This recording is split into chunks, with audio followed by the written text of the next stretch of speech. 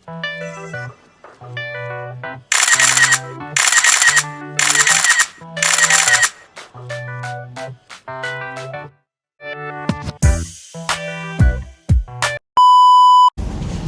apa yang dikatamu? Kata dari AT1 Sektor Betania. Masuk kami adalah video. Perkenalkan, nama saya Natanya Gleerana Persulesi. Perkenalkan, nama saya dan dari Yahuta Kuliah. Perkenalkan, nama saya Stefania Firma Sulawesi. Gunanya kami di sini untuk mewawancarai Bapak tentang beberapa hal yang akan Pertanyaan pertama, selama Bapak menjadi pendeta, apa keluh kesah Bapak? Keluh kesah itu dalam hubungan apa? Kalau keluh kesah karena Bapak Pendeta pernah diberi waktu istirahat, ya mengeluh. Tapi keluh kesah dalam hubungan dengan Dalam artian suka dan sedih, Pak. Kayak Bapak sukanya jadi pendeta tuh jadi apa, terus sedihnya Bapak jadi pendeta dari apa? kalau keluh kesah terkait dengan tugas pendeta itu beda-beda pada suatu tempat. Di waktu mulai tugas di Tenggara, itu hal yang sangat membuat seorang pendeta itu mengeluh masalah transportasi. Terus berhari-hari di laut. Itu waktu dulu. Waktu dulu itu juga masalah komunikasi. Pendeta-pendeta sekarang itu udah enak. Tinggal di jemaat yang mana saja bisa telepon dong keluarga dia. Dulu mau bawa pendeta, mau ingin tahu keadaan bawa pendeta, pun bapak dan mama dong ada sehat-sehat tuh sen, tong mesti tunggu 2 bulan. Nah itu keluh kesah karena jarak yang memisahkan. Sebab gereja Protestan Maluku ini disebut sebagai gereja pulau-pulau. Gereja pulau-pulau yang di dalamnya ada 770 jemaat. Dari 770 jemaat itu, dia terpisah-pisah, ada di daerah pesisir, ada di daerah pegunungan, ada di daerah pedalaman, ada di daerah yang tidak pernah menikmati listrik, fasilitas kesehatan yang memadai, pendidikan yang memadai. Nah, itu keluh kesah seorang pendeta. Tetapi belum habis. Dia harus tetap melaksanakan dia punya panggilan. Karena sejak awal itu pendeta itu termotivasi dengan melayani Tuhan. Melayani Tuhan itu dengan cara bagaimana? Melayani umat-umat yang ada. Nah, jadi Tuhan tidak hanya melayani Tuhan secara fisik. Tuhan Yesus pun fisik itu melayani, seperti seorang perempuan yang dia membasuh kaki Tuhan Yesus, menyayanginya dengan rambut, bukan saja melayani Tuhan Yesus pun umat yang dibilang domba-domba itu. Ya, domba-domba itu ada di pusat kota provinsi, ada di pusat kota kecamatan, ada di daerah-daerah yang terpencil. Itu keluh kesah berbeda-beda. Tapi kalau di kota ini, ya sekarang macam di tugas di Rehoboth, keluh kesah seorang pendeta itu dia terkait dengan keberadaan umat. Kadang umat itu kan suruh dong ibadah dong sembilan. Nah, tiap kali bilang, tiap kali dong sembilan, dong dengar dong sembilan. Nah itu pendeta punya keluhan. Nah, rasa kesal seperti umat itu tidak menghargai seorang pendeta. Nah, itu. Terus kalau Bapak menjadi seorang pendeta itu apa yang harus dipelajari, Pak? Mau jadi seorang pendeta yang dipelajari itu pengetahuan umum. Karena orang beranggapan pendeta itu tahu semua. Ya, Kalau misalnya saya mesti bicara tentang pendeta belajar bahasa Inggris, saya belajar. Jadi pendeta itu belajar banyak.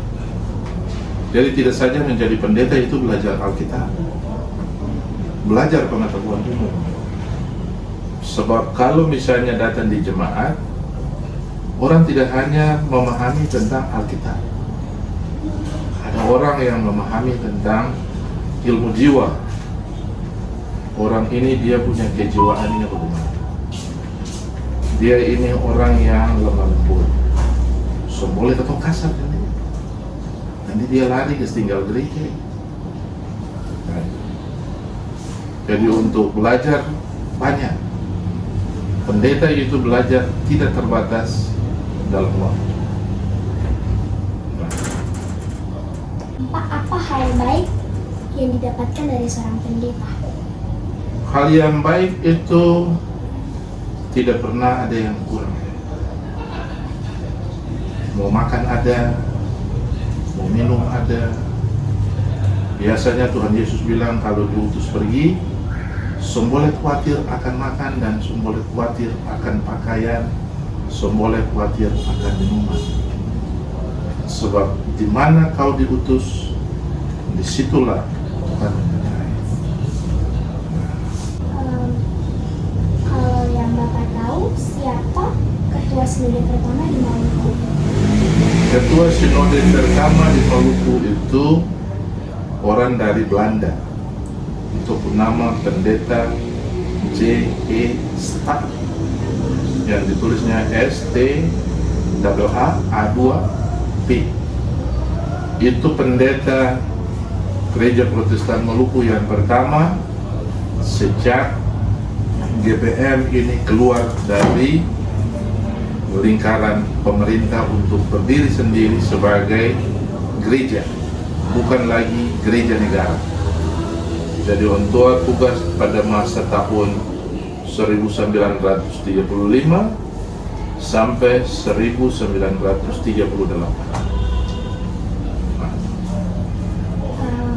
Kalau Bapak tahu juga siapa pendiri Protestan di Maluku? Pendiri Protestan di Maluku itu ada orang dari Belanda yang dia bawa misi Protestan. Nah, semula di Maluku ini ada dengan misi Katolik. Nah, misi Katolik itu yang dibawa itu Franciscus Xaverius. Kalau sudah pernah lewat jalan raya menuju ke bandara di Hatiwe Besar, Jemaat Sukuru yang dulu Bapak Pendeta tugas di situ, ada patung Franciscus Xaverius yang besar. Di sebelah kiri jalan lewat gereja, itu tempat di mana Franciscus Xaverius mendarat di Ambon. Karena itu jemaat itu nama Sukuru. Nah, nantinya pada masa pemerintahan Belanda menguasai Indonesia, lalu karena rempah-rempah di Maluku, cengkeh, pala, vanili, maka don datang untuk rempah-rempah itu, tetapi di dalamnya ada misi pekabaran Injil. Nah, Protestan mulai dari situ. Itu gereja Protestan mulai dari situ. Jadi kalau misalnya ditanya siapa yang pendirinya, itu orang-orang dari Belanda. Mulai terjadi baptisan pertama di benteng yang di lapangan Merdeka itu saudara tuh tahun 1605. Itu mulai di Indonesia, bukan di Ambon. Baptisan pertama di Indonesia terjadi di Ambon, di benteng itu tahun 1605. Mulai di situ nama Protestan itu. Nah, itu dengan misi pekabaran Injil oleh pemerintah Belanda yang don datang selain untuk menjajah, tetapi juga untuk rempah-rempah, cengkeh, pala, vanili. Nah itu.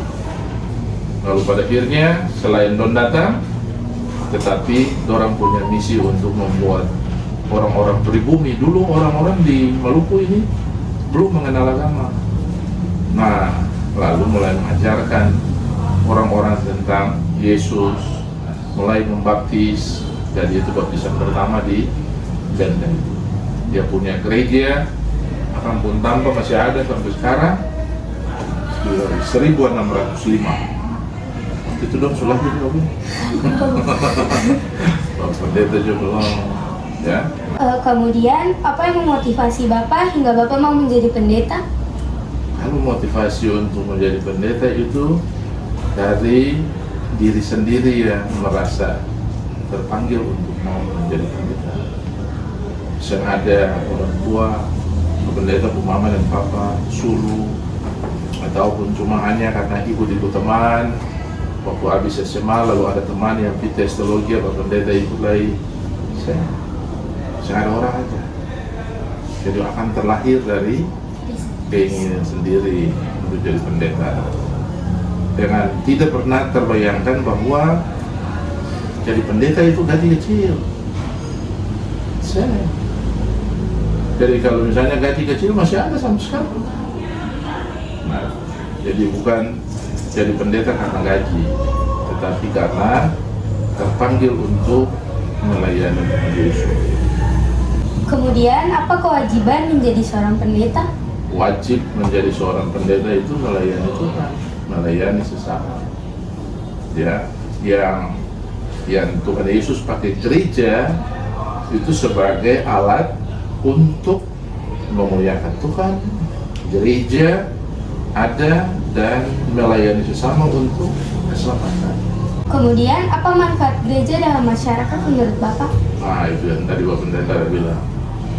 Gereja dihadirkan ke tengah-tengah dunia itu adalah suatu karya Allah dalam Tuhan Yesus untuk keselamatan banyak orang.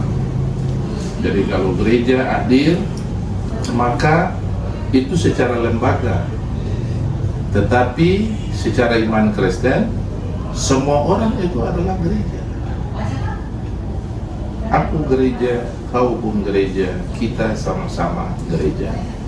Gereja bukanlah gedungnya, gereja bukan menaranya, tapi gereja adalah orang-orangnya. Itu ada lagu gitu tuh. Iya. Kemudian, sebelum menjadi KMJ di Rehoboth, apakah Bapak pernah menjadi KMJ sebelumnya? Jika pernah, di gereja mana? Di banyak jemaat. Jadi Bapak Pendeta ini belum pernah jadi pendeta jemaat. Mulai dari awal tugas setelah diterbitkan, jadi ketua majelis jemaat yang tidak pernah jemaat kecil. Ya, jadi 7 jemaat itu dengan jabatan ketua majelis. Mulai dari setelah selesai masa vikaris di jemaat sholat Pulau Romang, klasis kisah. Dengar nama sholat itu berarti berhubungan dengan orang Islam pun nama mapi sembahyang itu mapi sholat. Tapi itu ada jemaat GPM. Kalau pendeta pernah tugas di situ 1 tahun. Setelah ditabiskan, 1 minggu setelah ditabiskan, lalu SK keluar menjadi ketua majelis jemaat GPM Wulu di Pulau Damar. Sesudah itu pindah lagi di Kisar menjadi ketua majelis jemaat di Leglor, Pulau Kisar. Dari Leglor menjadi pindah lagi ke Lahore menjadi ketua majelis jemaat GPM Leto dan Baru. Itu 2 kampung 1 jemaat. Bapak Pendeta ketua majelis. Dari Lahore pindah lagi ke klasis Kairatu, jemaat GPM Hatusua sebagai ketua majelis. Dari jemaat Hatusua pindah lagi ke klasis Pulau Ambon, jemaat GPM Pandang Kasturi ditantui. Kemudian dari ketua majelis Pandang Kasturi pindah ke klasis Pulau Ambon Utara, namanya jemaat GPM Sohuru, Hatio besar. Lalu di sini jemaat Rehoboth. Itu jabatan ketua majelis untuk 7 jemaat. Tapi Bapak Pendeta sudah ada di 8 jemaat, terhitung tambah dengan vikaris. Nah, Kemudian, apa usaha yang Bapak lakukan untuk menjadi pendeta? Saya ada usaha, cuma hanya belajar. Saya macam atau bilang ada mau jadi tentara atau polisi atau PNS atau mesti pergi ikut tes, mesti ada bayar sedikit per orang. Waktu itu saya ada. Jadi Bapak Pendeta setelah ditabiskan tanggal 19 Mei tahun 92 di Gereja Rehoboth. Lama waktu itu. 1 minggu kemudian Bapak Pendeta punya SK untuk pergi ke jemaat yang pertama. Itu di jemaat Ibu Ona pun itu jemaat yang pertama. Jadi sampai di situ dah boleh Ibu Ona lalu. Nah, jadi saya ada orang yang suruh. Ya. Nah, Ham punya keunikan di Bapak Pendeta, mulai tabiskan jadi pendeta di Rehoboth, pensiun dulu di Rehoboth. Menurut Bapak, Rehoboth adalah Rehoboth itu suatu padang yang luas, istilahnya. Karena padang yang luas, gembala-gembala dari orang Filistin. Ingat tak orang Filistin? Lalu kemudian ketika saat itu anak Abraham, ada Ismail, ada Ishak. Dong ini ada dalam pengembaraan. Tetapi sebelum Ismail dan Ishak, Abraham itu dia punya pekerjaan sebagai dia punya ternak-ternak banyak karena dia diberkati. Itu padang yang luas, mesti ada banyak sumur. Pergi dong. Nah, Abraham punya orang-orang gembala-gembala itu dong gali sumur. Gali, tetapi sumur-sumur itu lalu mulai dijadikan perbantahan dengan orang-orang Filistin. Orang Filistin lalu tutup sumur-sumur itu. Nah, datang for Ishak, dia lanjutkan, dia punya bapak pun pekerjaan sebagai pengembala, jadi domba-domba, kambing, domba, lembu, sapi itu banyak, dia gali yang lain. Lalu ketika dia gali yang lain, maka dong susah yang jadi lagi perbantahan. Jadi dong yang orang Filistin susah yang berbantah-bantah lagi, karena dong punya sumur sendiri yang dinamakan Rehoboth. Nah, jadi Rehoboth itu sudah dibuat sebagai satu sumur yang tidak boleh berbantah-bantah. Tapi Rehoboth yang pun ini berbantah terus. Tuh?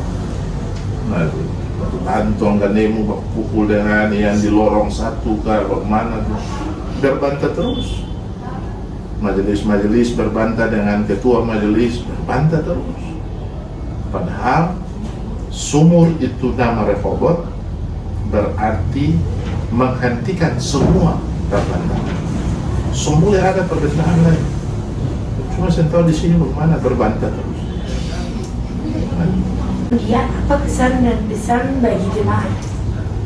Pesan dari Bapak Pendeta ke jemaat ini, yang pertama, kalau mau menjaga jemaat ini dengan nama yang sudah sekian lama, menjadi suatu jemaat yang sudah berusia 119 tahun, maka katong harus bisa menjaga katong pun diri pertama, mengenal diri sebagai orang yang pernah tinggal di sini dan menikmati segala kemuliaan Tuhan di sini, punya tanggung jawab juga untuk membangun jemaat ini. Nah, sebab yang katong punya tanggung jawab untuk membangun jemaat ini bukan karena pendeta, bukan karena majelis jemaat, tetapi semua orang yang diselamatkan oleh Tuhan Yesus itu dia pun tanggung jawab untuk selamatkan. Jadi bukan saja Bapak Pendeta dong, Bapak Gil dong saya, kita udah tinggal ya, dari belajar sebagai anak-anak sekolah minggu, tetapi sebentar nanti akan terus menjadi remaja, menjadi pemuda, lalu menjadi bagian sebagai warga gereja yang ada di Rehoboth. Ian, apa harapan Bapak untuk Rehoboth? Iya. Harapan Bapak Pendeta untuk Rehoboth ya semoga Rehoboth akan tetap menjadi jemaat yang misioner, ya, yang semboleh berhenti bersaksi, yang semboleh berhenti memuliakan Tuhan, yang semboleh berhenti untuk betul rajin beribadah. Itu harapan. Karena kenapa? Rehoboth itu telah menjadi bagian yang bukan baru, tetapi 119 tahun jemaat ini bertumbuh menjadi satu jemaat yang dewasa. Kemudian Bapak, apa yang harus kami tingkatkan sebagai anak SNTPI? Yang harus ditingkatkan sebagai anak SNTPI itu harus punya banyak kreativitas, harus berusaha untuk menciptakan kreasi-kreasi tertentu tanpa pengasuh, harus aja. Sekarang kan dunia anak-anak SNTPI zaman sekarang tinggal buka di Google aja, udah tahu tuh. Tinggal tanya saja Google bagaimanakah membuat lipatan berbentuk ayam, Google jawab. Tapi kalau misalnya anak-anak SNTPI seperti Bapak Pendeta dan dulu, bagaimana tanya Google? Dunia ini saya nggak ada listrik, bagaimana Google? Nah, jadi karena itu anak-anak SNTPI zaman sekarang dengan teknologi yang semakin canggih, hal yang pertama ialah jangan pernah melupakan Tuhan karena teknologi. Sebab kenapa? Keton tanya saya di Google, Tuhan Yesus makan ikan goreng di mana? Google jawab, buka di Injil ini pasal sekian, ada. Nah, bisa-bisa keton tidak lagi percaya pada Tuhan, tetapi keton lebih percaya pada tante Google itu dah.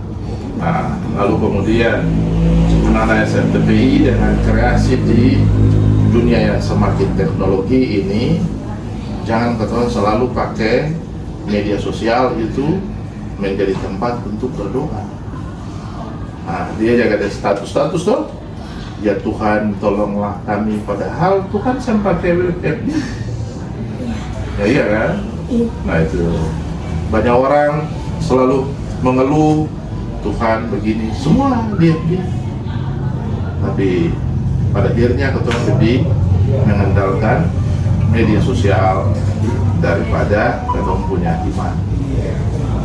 Kan biasa dibilang ini, bertumbuh dalam iman dengan memiliki kekerapan. Kan sembilan bertumbuh dalam media sosial kan? Nah, ada pada tempatnya ketika kita harus bisa mempergunakan media sosial untuk kita punya kepentingan belajar di sekolah, apa yang kita harus cari. Tetapi media sosial bukan tempat untuk kita mempromosikan iman Kristen.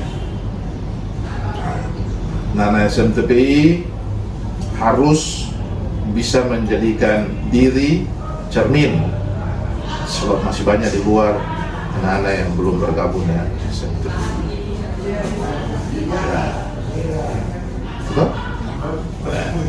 Kemudian yang terakhir, apakah Bapak bisa menjelaskan sedikit kisah tentang awal mula GPM? Kisah awal mula GPM tadi ada sedikit sudah disinggung tentang Protestan. Tapi kalau secara khusus GPM ini sudah ada sebelum tahun 1935. Ya. Jadi yang di dalamnya ada gereja Protestan itu di Maluku sudah ada sejak tahun 1605. Tetapi saat itu GPM ini ada di dalamnya menjadi gereja negara.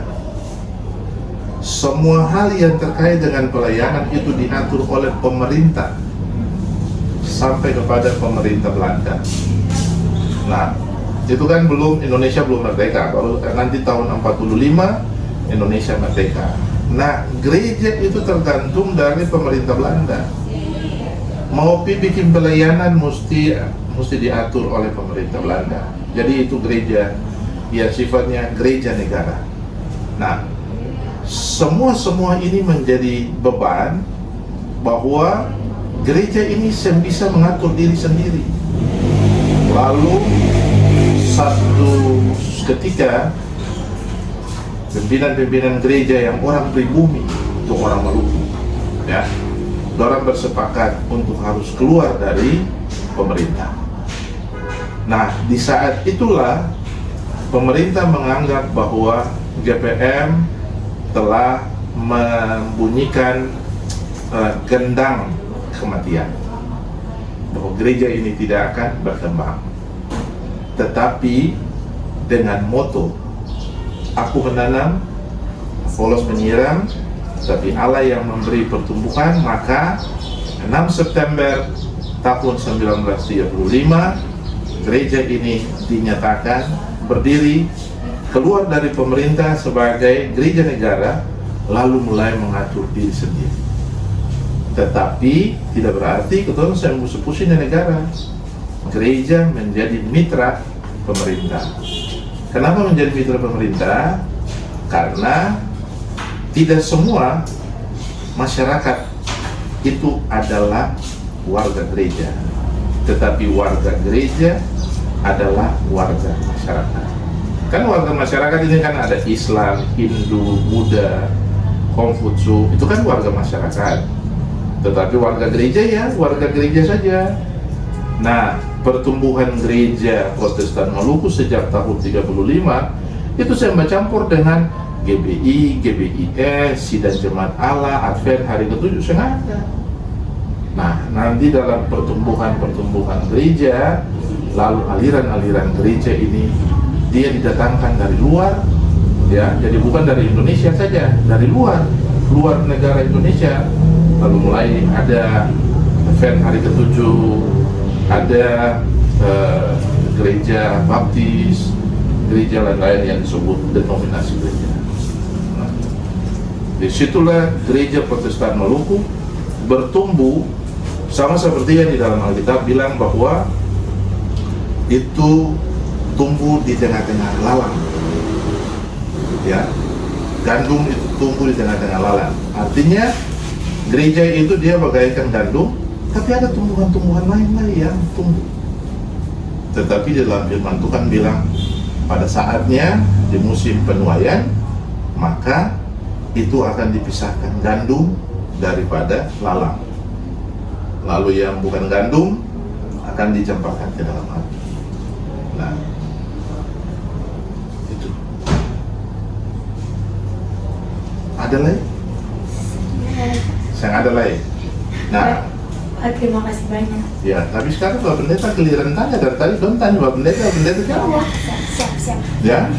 Nah, itu. Yang pertama, tujuan wawancara ini untuk apa? Untuk tugas sekolah minggu. Tugas sekolah minggu. Jenjang apa? AT1. Oh, tanggung satu. Iya. Ya. Itu ada pertanyaan itu. Pertanyaan yang kedua, kalau saatnya ada di antara 23 yang datang ini suatu saat menjadi pendeta,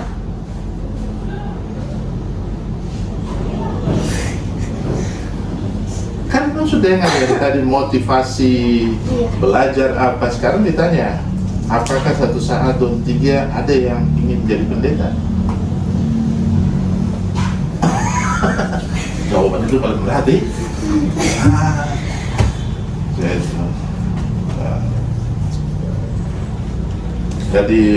Jadi pendeta itu juga menjadi sebuah panggilan yang beresiko.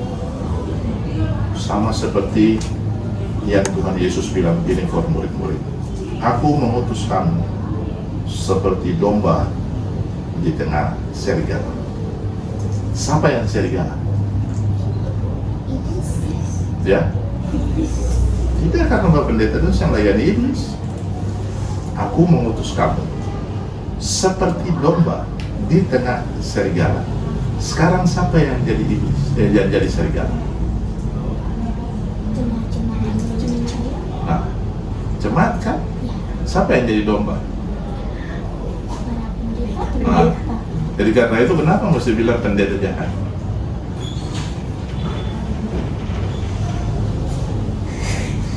Nah itu, Tuhan Yesus kan bilang gitu kan, aku mengutus kamu. Siapa yang diutus? pendeta seperti domba. Siapa itu domba? Pendeta di tengah serigala. Siapa itu serigala? Jemaat. Jadi karena itu jemaat yang jahat sendiri bilang pendeta jahat, kan salah. Salah atau betul? Nah, itu resiko. Ya. Jadi sekarang yang marah domba ini serigala ataukah yang marah serigala itu domba?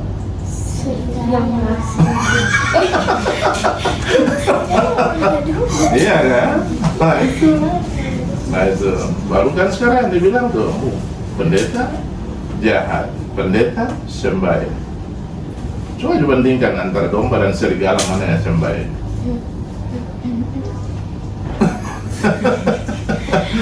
Ya, pertanyaannya susah gampang ya. Sebab yang mau jawab ini juga adalah anggota jemaat. Nah itu kan bertiga kan anggota jemaat toh. Nah itu berarti tanpa sadar bertiga ini adalah serigala berbulu domba. Nah, toh iya toh. Nah itu kan ada yang dibilang istilah domba berbulu serigala, kan saya ada, cuma hanya dibilang serigala berbulu domba. Nah, salah tuh. Ya, oke. Terima kasih sudah dapat kunjungan hari ini. Ya Pak, sekali lagi terima kasih karena sudah menyempatkan waktu untuk diwawancarai. Ya. Kiranya Tuhan selalu menyertai Bapak bisa Baik. Oke.